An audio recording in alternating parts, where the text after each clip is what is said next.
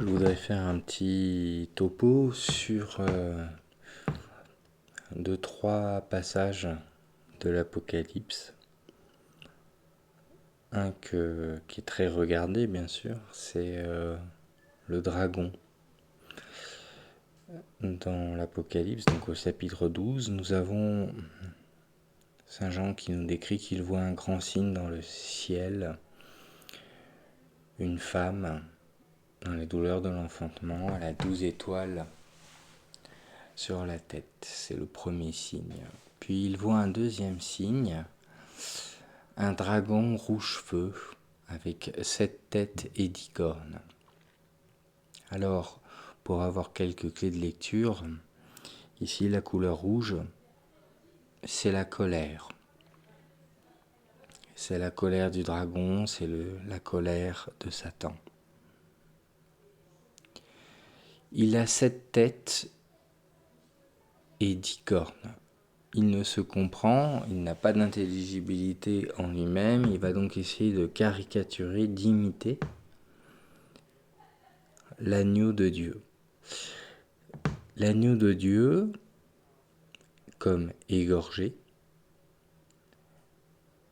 ayant 7 cornes et 7 yeux, qui sont les 7 esprits de Dieu en mission sur toute la terre.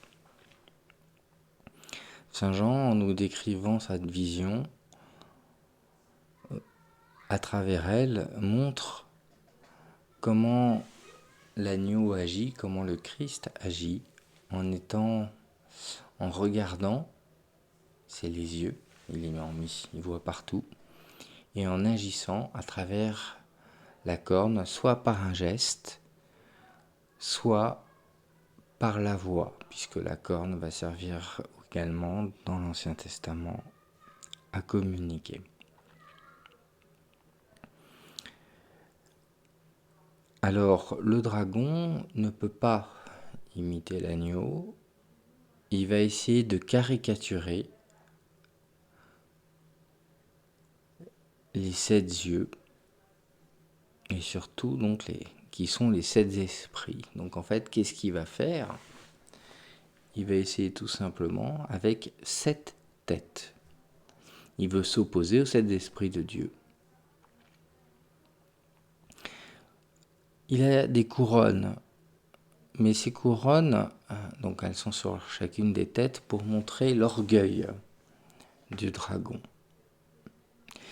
Il y a 10 cornes, donc il y a quelque chose qui ne va pas, une sorte de caricature, une sorte d'anomalie. Il y a 7 têtes, mais il y a 10 cornes, donc il y en a trop. Il y a un déséquilibre. Il va donc essayer en permanence de montrer ce déséquilibre, cette puissance au niveau de la corne. Ça va être très important puisqu'on va retrouver cette thématique de la corne, de la puissance, du déséquilibre dans la bête de la mer ainsi que dans la bête de la terre. Le dragon balaie un tiers des étoiles dans le ciel et donc les précipite sur la terre. Alors, qu'est-ce que ça signifie ? Qu'est-ce que ça veut symboliser ? Les étoiles, quand on est sur Terre et quand on regarde vers les étoiles, symbolisent la transcendance. Donc, que veut faire le dragon ? C'est enlever cette transcendance. Si je ramène les étoiles et que je les précipite sur Terre, il n'y a plus de transcendance. Alors, il n'a pas besoin, pour enlever cette transcendance, d'enlever toutes les étoiles du ciel, il lui suffit d'en enlever un tiers. Pourquoi ? Parce que chez l'homme, ce qui lui permet de toucher l'autre, cette transcendance, c'est son esprit, l'intelligence et la volonté. L'homme a 3 niveaux de vie, la vie végétative, donc qui implique le corps, avec la respiration, l'alimentation, la reproduction. La vie animale, et donc la vie affective qu'on a en commun avec les animaux. Et enfin, la vie spirituelle.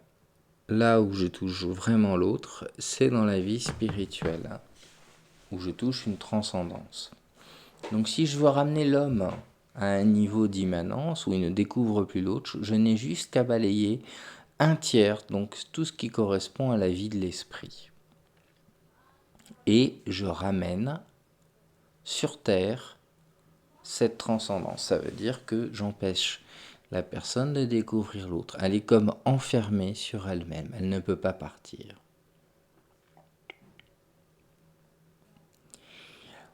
On nous décrit la bataille dans le ciel, comment le dragon perd la bataille contre Saint-Michel, et il est chassé du ciel, et lui aussi est précipité sur terre. C'est important de bien comprendre qu'est-ce que cela signifie. À partir du moment où il va être précipité sur terre, et Saint Jean le précise, il a été précipité le Satan, le serpent. Donc on fait directement une analogie, on montre tout de suite qu'on est dans la Genèse au chapitre 3. Le serpent qui est donc jeté sur terre se lance à la poursuite de la femme. Elle reçoit les 2 ailes et s'envole au désert. Donc elle vole au-dessus de la terre à nouveau. Et elle va être nourrie un temps, 2 temps et la moitié d'un temps. Ça imprime tout simplement une plénitude. Ce qui est intéressant, c'est ce qui se passe après. Le serpent vomit un fleuve pour ralentir la femme. Et que nous précise Saint Jean dans sa vision, la terre vient au secours de la femme, ouvrant la bouche, elle engloutit le fleuve, vomit par la bouche du dragon, la gueule du dragon même. Alors qu'est-ce que c'est cette terre qui vient au secours de la femme? Eh bien la terre c'est le réel, le réalisme au sens fort. Le dragon va vomir un fleuve pour caricaturer la Pentecôte. Et ce fleuve essaie de tout emporter sur lui, comme si c'était un fleuve de vie, mais pas du tout. La terre, dans son réalisme, est plus fort et elle engloutit ce fleuve. Ça veut dire que c'est le réel qui vient au secours de l'homme. Le dragon, lui, le serpent, vomit un fleuve pour entraîner, mais il ne peut pas lutter contre le réel au sens fort, parce que ce réel est directement en fait créé par Dieu. C'est la réalité créée. Et donc, il va aller continuer à guerroyer contre les enfants de la femme. Donc, il est important de comprendre que la première clé que nous avons, c'est le déséquilibre entre les cornes et le nombre de têtes. Il en a 7, il n'en a pas une, il en a 7. Il essaye donc d'imiter les esprits de Dieu, il n'y arrive pas.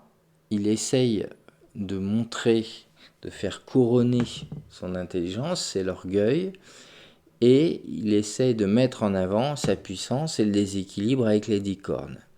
Et il fait quoi? Il balaie un tiers des étoiles sur Terre pour enlever la transcendance, c'est-à-dire le réalisme de l'autre. Donc ça, c'est le point de départ pour comprendre comment ça se passe.